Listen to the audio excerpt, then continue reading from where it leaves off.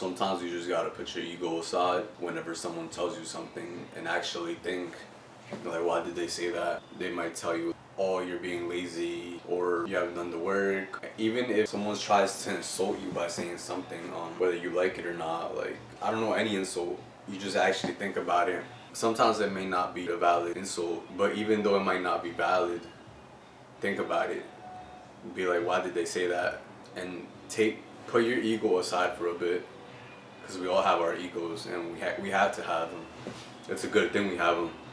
And actually think about you and your life, your decisions, everything. For example, you're a hard worker, let's say, and then someone says, oh, you've just gotten lucky, people get lucky, things like that.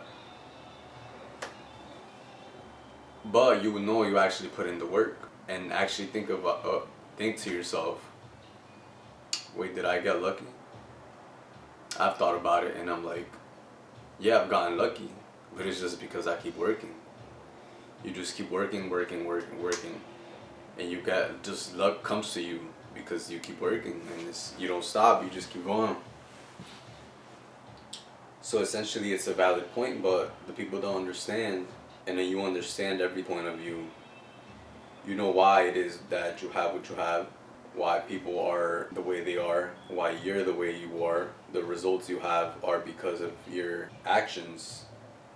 And some of the results you have aren't because of your actions. And that's just life. What are you going to do about it? Complain? You can't control life. You can't control the world. Actually, you can control the world and your life. You can control your mind, the way you see things. And there you attract everything that you want.